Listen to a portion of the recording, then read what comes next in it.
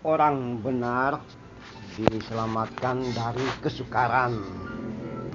Pada hari kemurkaan, harta tidak berguna, tapi kebenaran melepaskan orang dari maut.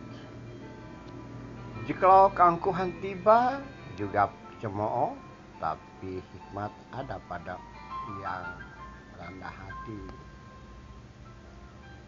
Jalan orang saleh diratakan oleh kebenarannya, tapi orang fasik jatuh karena kefasikannya. Orang yang jujur dilepaskan oleh kebenarannya, tapi pengkhianat tertangkap oleh hawa nafsunya. Pengharapan orang fasik gagal pada kematiannya, dan harapan orang jahat menjadi sia-sia. Orang benar diselamatkan dari kesukaran, lalu orang fasik menggantikannya.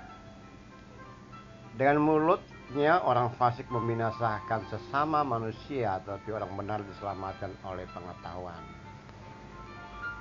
Bila orang benar mujur, beria-rialah kota, dan bila orang fasik binasa, gemuruhlah sorak-sorai. Gubahan Amsal pasal 11 ayat 2, 4 sampai 10. Saudara-saudara, dalam kemanusiaan kembali kita memperhatikan apa yang diwariskan oleh Raja Salomo, atau Anda kenal juga sebagai Nabi Sulaiman, kepada kita. Pesan yang panjang ini dalam Amsal pasal 11 ada syarat makna, dan terlihat ada kalimat-kalimat yang ditumpuk, atau justru ayat ini terpisah, tapi kalau digabung baru menemukan maknanya. Kemarin tentang neraca serong, beberapa ayat itu digabung baru kita bertemu makna, oh pesannya begini. Nah, sama dengan bagian ini, ada kalau kita pisahkan dan gabungkan pulang ayat 2, 4 sampai 10, baru kita bertemu dengan pesan makna atau makna yang diberikan kepada kita sekalian, dan agak digampangkan, agak disederhanakan sehingga lebih mudah dipahami. Nah, di sini tentang orang benar dan orang fasik. Hari kemurkaan bisa juga disebut hari penghukuman atau malapetaka yang tiba akibat semacam sanksi yang diberikan Tuhan kepada manusia. Nah, pada masa lalu setiap kegiatan atau setiap bencana atau malapetaka atau gejala alam yang merusak atau menghancurkan, mereka pahami sebagai penghukuman Tuhan kepada umat manusia. Termasuk juga jika ada perang atau musuh menyerang dan menghancurkan, umat pada masa lalu memahami itulah hari penghukuman karena kesalahan umat. Nah, tentu kalau pada konteks sendiri agak beda. Orang semua lebih tertuju kepada hari kemurkaan, penghukuman, hari akhir itu pada waktu kiamat. Nah, pada masa lalu modelnya seperti ini, saudaraku yang kekasih dalam Tuhan dan saudara dalam kemanusiaan, saudara sebangsa dan setanah air, saudara lintas iman, lintas agama, dan semuanya. Nah, pada hari kemurkaan, hari malapetaka itu, jika terjadi di antara umat, maka di antara manusia dalam kehidupan dan keadaan sehari-hari, maka yang selamat, yang terlepas dari kemurkaan seperti itu hanya orang benar. Ya, dia terlepas karena pengetahuannya, karena ketidaksombongan, dan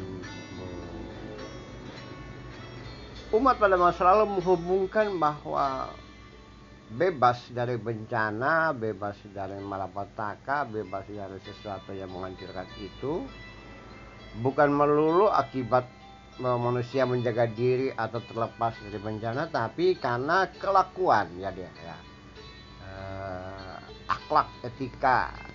Orang yang kelakuannya bersih bebas dari malapetaka, tapi orang yang jahat, yang fasik, maka dia akan mengalami malapetaka. Nah, pada masa lalu seperti itu. Kalau orang mati mendadak kayak ya memang kelakuannya begitu. Ya. Saudara-saudara, jika kita bandingkan atau kita bawa dalam hidup kekinian kita, biasa saja pola pikir seperti itu masih terjadi, masih ada di antara kita. Kalau orang yang kita tahu bahwa dia jahat, bengis, bajingan, preman atau bla bla bla semuanya, dan jika ada kerusuhan, kalau mereka mati mendadak atau korban, wah, mungkin saja orang berpikir ya memang orang dia begitu, makanya tidak lolos. Ya, dan dengan cara seperti ini mungkin juga kita berpikir bahwa kalau mau hidup panjang, urusan hidup panjang, mau mengalami hari-hari penuh kebaikan dalam hidup dan kehidupan, maka pola hidup, lifestyle itu harus baik. Nah, bisa saja kita hubungkan dengan bahwa kalau mau hidup umur panjang, maka berlaku yang baik, jujur, benar, bertindak yang benar dalam tindakan, orasi dan narasi, dan apa saja pergaulan, interaksi dan yang lainnya. Sehingga kalau frasa orang benar diselamatkan dari kesukaran, dan pada hari kemerdekaan dia bebas dari malapetaka, bisa saja terjadi juga dalam hidup dan kehidupan kekinian kita. Ya, hidup, tingkah laku, kata, bahasa benar akan menghantar seseorang pada keselamatan, kebebasan, rasa aman, damai, tanpa takut dan seterusnya. Jadi kalau orang yang jahat, fasik, yang punya banyak musuh, tentu dia tidak berani. Suatu waktu kan kekuatan dia habis, lemah. Dan pada masa itu bisa saja dia akan menjadi korban dari orang-orang yang pernah ia korbankan, dia sakiti hatinya. Ya, coba Anda baca ulang lagi, memperhatikan ayat-ayat ini, ya. Orang jujur, pengharapan orang fasik gagal, tapi orang benar akan mencapai keberhasilan. Dengan mulutnya orang fasik membinasakan sesama manusia, tetapi orang benar diselamatkan oleh pengetahuan. Ya. Orang benar diselamatkan dari kesukaran. So, saudara-saudaraku, mari kita bertindak dengan benar dalam orasi yang benar, berbahasa yang benar, berpikir yang benar, sehingga kita memperoleh kebebasan, rasa aman, dan tanpa takut dalam menghadapi hidup dan kehidupan.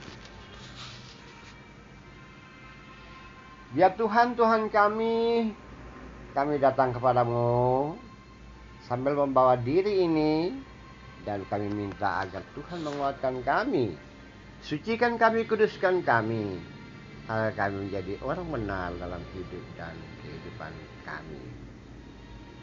Amin.